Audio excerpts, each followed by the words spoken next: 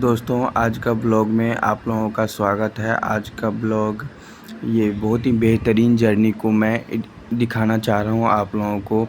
और बहुत ही सैड, बहुत ही दर्दनाक भी ये था, क्योंकि मुझे बीएड एग्ज़ाम देने के लिए मुझे दिल्ली से टोहाना जाना था बाय ट्रेन। मैंने ट्रेन का टिकट बुक किया था और 120 रुपया लगा था ट्रेन का टिकट बुक करने में। लेकिन मैं सुबह 4 बजे ही उठा था और उसके बाद स्नान करके सारे फ्रेश होने के बाद अपना शूज़ वूज पहन के अपना मैं ड्रेस व्रेस सारे पहन लिया और मैं अपना सामान वामान पैक सारे रात में ही कर लिया था। लेकिन उसके बाद जैसे मुझे तैयार होने में मुझे लगभग 5 साढ़े 5 बज गया था। 5 बजे तक मैं तैयार हो गया था सारे फ्रेश हो कर के। और फिर उसके बाद मैं ओला, उबर और रैपिडो ये सब बुक कर रहा था, लेकिन बार लगभग 6-7 बार ओला कैंसिल हो गया, उबर कैंसिल हो गया।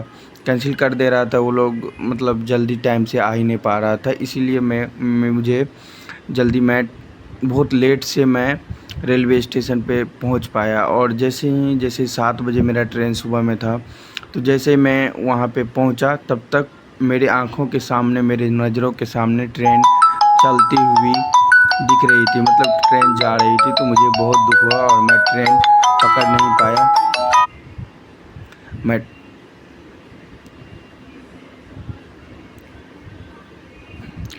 ट्रेन नहीं पकड़ पाया, मेरा ट्रेन छूट गया। तो मुझे बहुत दुख हो गया।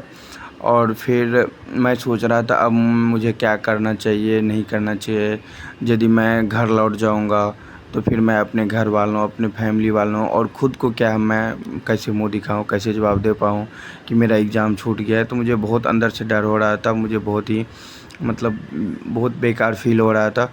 फिर मैंने सोचा कि नहीं, पीछे मुड़ना नहीं है, पीछे मुड़ के नहीं देखना है और मुझे यहाँ से दूसरा इंस्टेंट क्विकली मुझे सॉल्यूशन निकालना है और उस सॉल्यूशन को मुझे फॉलो करना है। तो पीछे तो मुड़ के नहीं जाना था मुझे, ये मैंने डिसाइड कर लिया है।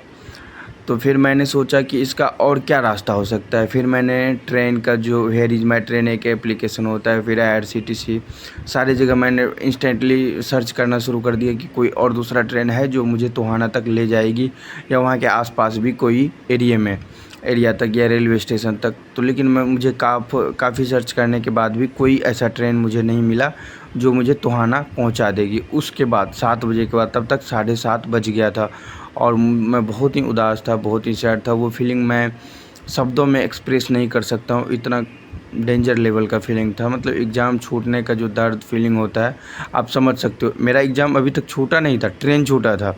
मुझे लग रहा था एग्ज़ाम छूट जाएगा, लेकिन मैंने हार नहीं माना।